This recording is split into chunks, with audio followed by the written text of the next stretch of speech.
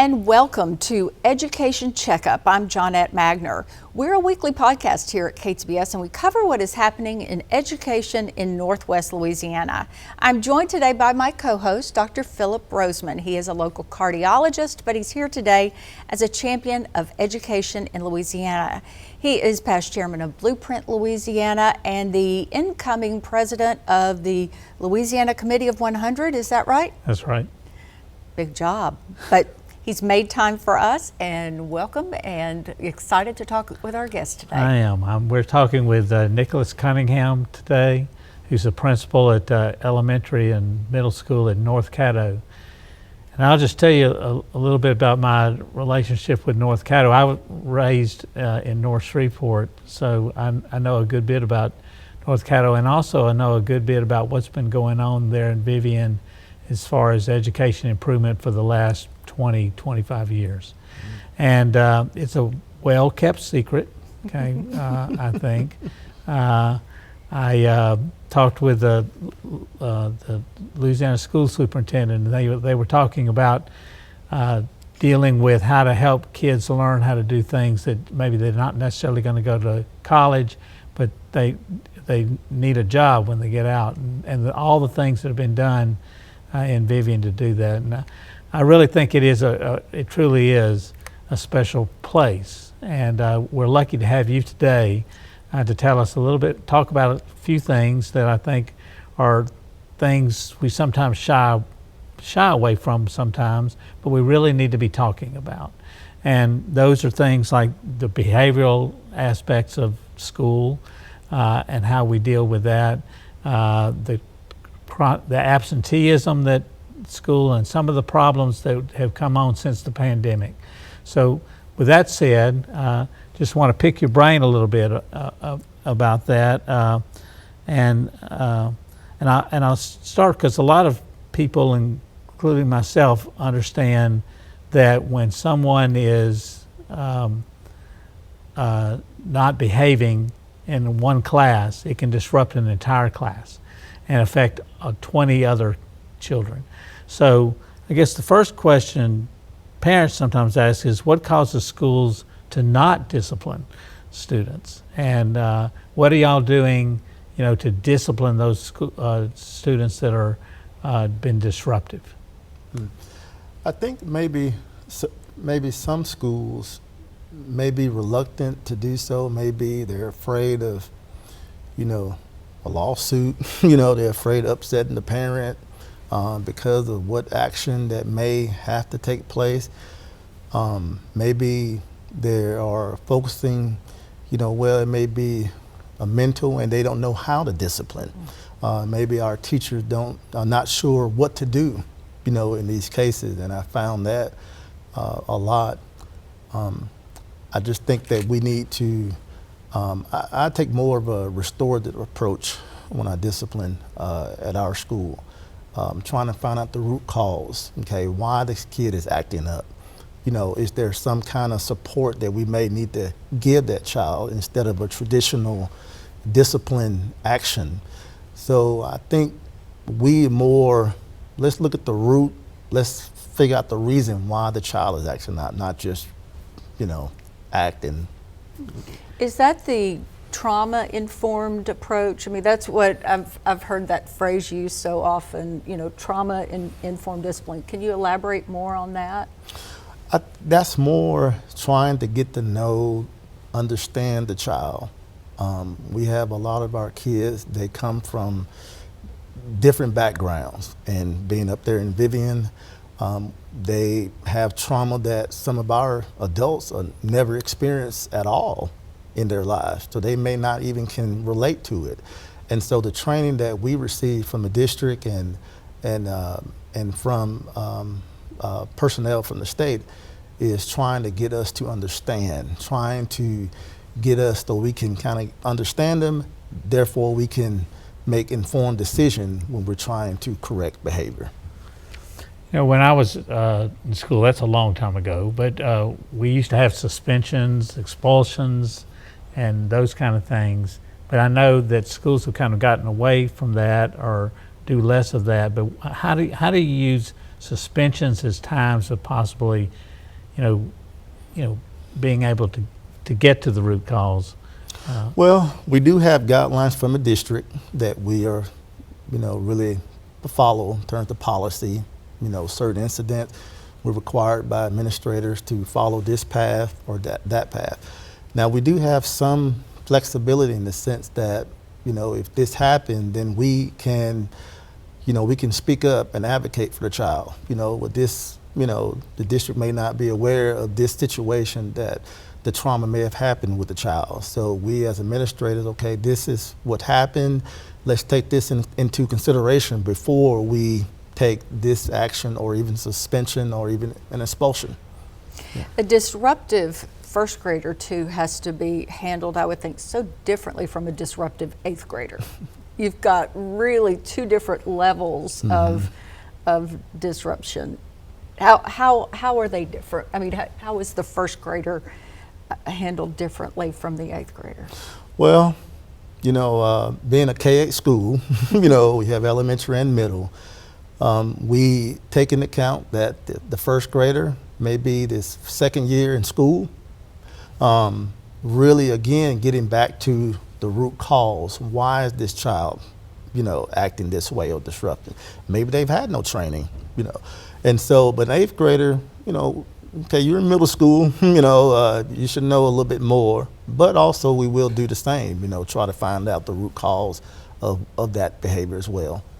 We're finding so many juveniles now are actually dangerous. We just had a report come out from the Caddo DA that we had more juveniles in the juvenile system in Caddo than Orleans Parish and Baton Rouge. So it's, it is a big problem. Mm-hmm. And when we look at the statistics, sometimes of the crime statistics, I don't know if that's an impact or how y'all deal with that, but how do you deal with the issue of actual kids, even in the eighth grade, doing things that are, really unlawful? Well, we do have policy, with middle school when they get to that age. If it's something that warrant law enforcement involvement, we have to go that route, and generally in those situations they're out of our hands, and so we just generally follow the policy, but we as a school we try to help the child as best we can. Well, one of the things that I think especially that Johnette noted and actually did a report on was the absenteeism and the problem of absenteeism related initially to the pandemic and what happened after the pandemic, during the pandemic and after the pandemic. So my understanding is that's continues to be an ongoing issue. It hasn't gone away. So how are y'all dealing with that at your school in Vivian by getting kids there every day? That hit us hard. We had very high absences, especially after COVID. And so just last year, we started a We Care initiative. It's through community renewal and also through the district, trying to make the school a welcoming place. It's one of our big things of trying to get kids want to come to school. They want to be engaged in the curriculum because they're engaged, they're excited to learn. We reached out to our parents to kind of express how important it is, for the kids to be at school. Sometimes we have students, if they, wake up with a cough, mom or dad will let them stay home. Is it really that serious? Can we keep them in school? One thing that we found this year is our absency has decreased more so. And I think that contribute to the intentional effort of the school to make it more of an environment that kids want to come. We have so many activities, so many support, trying to initiate some houses, and that's part of the We Care, making them feel part, of something, that they want to come and be a part of. So you said that you've got We Care houses. Can you elaborate on how you've incorporated We Care into a school? Because I understand it as part of a neighborhood with the neighborhood houses, but how does it work with the school? Well, I think it's more the bottom line, the intentional effort to make the school a fun, safe, happy place to be. With the house system, basically we separated our school from pre-K to 8th grade, it's all a mixture in each of the houses. And they get to support each other, they meet with each other, they have games with each other, they get to know each other. You know, sometimes our middle school don't even know, you know, the young kids and vice versa, but they have some kind of connection, a sense of family, so to speak. Actually, our motto is 5 houses, 1 family, you know, and that's what we try to promote. 5 houses, do they have names? They have names. Okay, what are the names of your 5 houses? It is Alpha, Beta, Delta, Kappa, and Omega? what did you say? Omega? I don't know. No, it wasn't I'm just trying to go through Omega. that. Alpha, Beta, Kappa, Delta, and I'm going blank. It's kind of like a fraternity or sorority? Yeah, I was going to say, I was a Pi Beta Phi. Well, the idea came about, we are the wolf pack. And so, you know, when you have a wolf den, you have an alpha in the group. You know, that's the leader. You know that. You know, you have the omega. You have different levels inside a wolf pack, and we kind of researched that, and it just fit perfectly with trying to organize a house. Each house has a specific trait that they are trying to promote. Like one house is trying to promote like a sense of friendliness, or, you know, trying to be kind to each other. And then we'll go through the halls, or the kids will try to represent that character trait, you know, and try to display it and be recognized by a We Care card. So do the houses interact much, or you just really kind of live and work within your house? Well, the students interact daily because they're all mixed up. And we do have pep rallies that, you know, we all come together. We recently just had a pep rally that we took a whole big picture of the entire houses, everybody wearing the shirt that the community renewal bought. They bought a shirt for every student. And they was their color, and we took a nice picture, and then we had games that they were able to play. We had an academic, you know, the traditional honor assembly. Well, we did it by houses instead of just doing by classes and calling the students up by houses. So every house celebrated each student as they went up and got their honor certificate. And it was, by the way, you know, they really enjoy that. Now, do y'all assign the students to houses, or do they pick their house, or because I keep thinking sorority, fraternity, rush like kind of thing. It's a combination of sorority, fraternity, and Hogwarts. So. Well, we told the kids the house choose you. You don't choose the house. And so we kind of chose it, you know, we kind of fixed it, chose that, you know, that's pretty much how we kind of had to do it this time. This was our first time doing it, so we just kind of had to. So this is your first year to do it? This is our first year to do the house, second year to do the We Care. We started last year, which was a very good success. And it was amazing that we were thinking when we first started that our elementary kids would be the one that really going to take on, and the middle school would be like, oh, they're too cool for that. Mm-hmm. But it was just the opposite. The middle school student really embraced it. They became the leaders of We Care. They became the leaders to give examples of showing caring acts and doing things of kindness around the campus and the community. You know, I've seen that a lot, and in fact, it's one of the things that speaks for the K-8 approach, is that somehow when you keep the 6th and 7th and 8th graders connected in some way to the elementary, they actually become almost mentors or for the little kids, and they take it as seemingly, you know, it's something they feel good about themselves. So I think this is just really just putting that truth, which is that when you actually, middle school kids are just they're elementary kids in a bigger body, you know, and we kind of connecting them, continuing to connect them with the younger children, I think is really a great way of having them feel good. Yeah.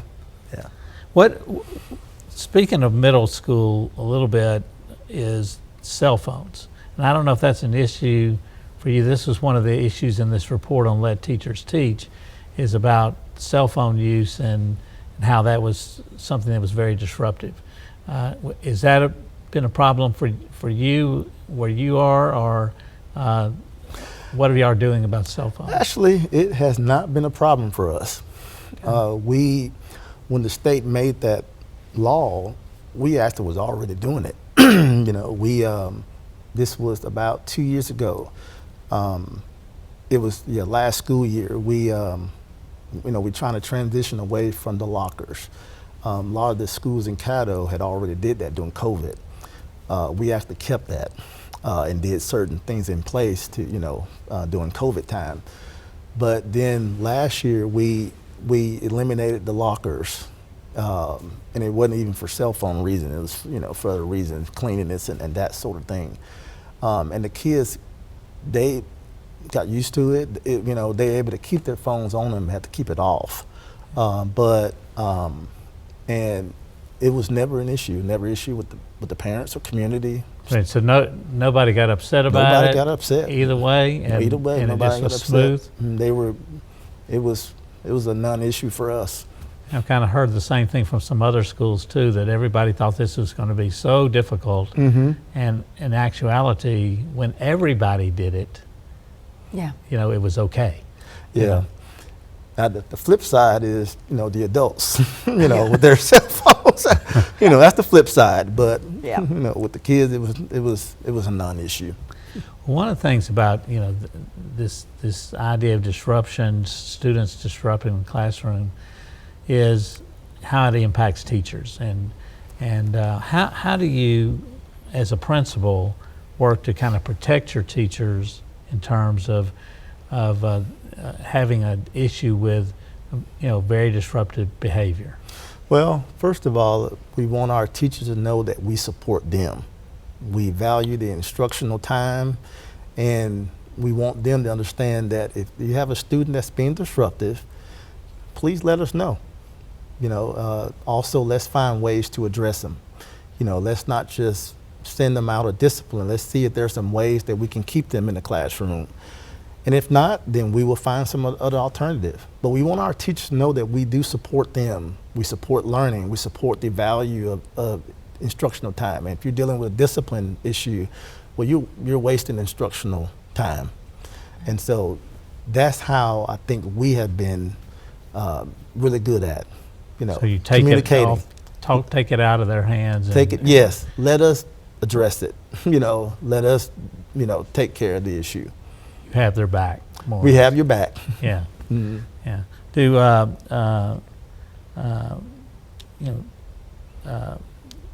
The other, issue has been post-COVID is mental health issues for even young, all the way down from kindergarten all the way up. It just was extremely disruptive times. And I think some teachers got kind of burnt out about it all. What are y'all doing to deal with those issues that I think are still ongoing, with the anxiety going on, the depression, and those things, the absenteeism? How are you dealing to kind of push on through, catch kids up, and get back to the way it was before the pandemic? Well, we are struggling with that. I can just be transparent, and open.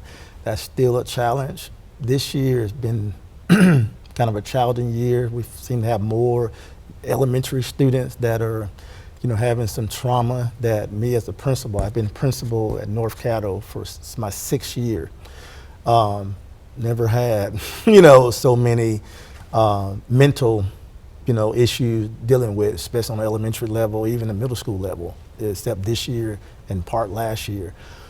what I think what we're trying to do is we're trying to use the resources that we have from the district. I think the district has been very supportive in trying to make sure that we have resources, we have support. They're sending out some specialists, on our campus to train our teachers to identify these behaviors before they escalate, or able to see certain mental triggers before they get to a point, that we have to go a different route. So I think, we still have some work to do. A lot of our teachers, including administrators, are not trained, but I do believe that we can, as adults, we can be a good listener. We can listen to our kids. We can try to keep our eyes open if we see certain patterns or behavior issues or things that nature that warrants us to maybe we need to refer them, or we need to take a different direction. So, drilling down a little bit more, are you seeing a common thread among these children who are struggling? Is it social media? Is it just the complexity of life? Is it family situations that are problematic? Or what do you think is feeding it? I think all of the above, what you just described. I think social media is playing a part. Their home environment is playing a part. The society, things have changed, the stress level of even just everyday life. So I think all those are playing a part in that. And as they're stressing the parents, then it ends up creating stress for the child too. Yeah, absolutely. Absolutely. Well, it's been really interesting, talking about some of the issues, the behavioral issues and the mental health issues, and appreciate very much you coming today and talking with us and kind of laying that out from the terms of a K-8 school. One more question before I have just a final question for you, but one more question is, you talked a lot about different things that you have doing that I would call extracurricular activities, things beyond just the academics of the school, and the potential positive impact of those things. As a principal, what are you seeing as it relates to being able to offer things even to elementary kids, extracurricular activities, and what impact does that have? Well, I think a lot of our kids are not getting that extra, curricular activity. They need that. They need a sense of, well, I feel safe and I can be a part of the step team that we created, or we can be a part of the pup cheer group that we have for elementary. They need something. Yeah. I feel like some of our students don't receive that, and to try to build their self-confidence up and trying to make the school a place they want to come, I think as a school we need to offer, some of these things. If we have to, not say break the bank, but we can kind of get out there, roll our sleeves up, and we can do this. And we're doing it for our kids. They need it. Yeah. We all want to belong somewhere. Yes. Yes. Mm-hmm. And I guess what you're doing is you're creating within your school these special places where you really belong. Mm-hmm. Yeah. And you truly feel part of a group. And with so many of our institutions, such as churches and others, seeing declining membership and attendance, and we're losing our sense of belonging to one another. That's the wolf pack. We're a pack. We're together. Yeah, and it's Exactly. I think also with all of that, it's self-confidence. That either if you don't get it in the K-8, I don't know what's going to happen. I mean, it's a bad situation when you haven't been able to have any self-confidence in yourself. And those things hopefully are things that build that self-confidence. That can be just as important as the math and all the other is building that self-confidence. Listen, we always ask people one thing really at the end of our podcast is words of wisdom. Words of wisdom, things that people know you for. What are words of wisdom you'd like to give to either your your students, your teachers, your parents, whatever? Well, my words of wisdom, if you want to call it that, is something I share with my students. And if you were asked them, what is Mr. Cunningham's favorite quote? Hopefully they remember, but it goes like this, students, don't care about, your knowledge until they know that you care about them. And that's a quote that maybe they'll put it on my tombstone one day, but, but I really believe in that quote. Mm-hmm. We have to show that our kids that we care. Yeah. Then they can respect it. We can teach them. We can help them grow. So. Well, I'll tell you, it works even beyond school. It does work. That's important for teachers. It's important for students. It's important for parents. It's important for doctors in dealing with their patients and all around. And it's good for you to remind us of the importance of caring and what impact that can be. Thank you for coming. Thank you. It's a long drive, and we appreciate you being here today to talk with us and Education Checkup. Thanks for having me. Yes, and thank you to all of you for joining us for Education Checkup. You can view our other podcasts anywhere you listen to them, or go to our website at k2bs.com/podcast. Have a good day, and be sure to join us next time for Education Checkup.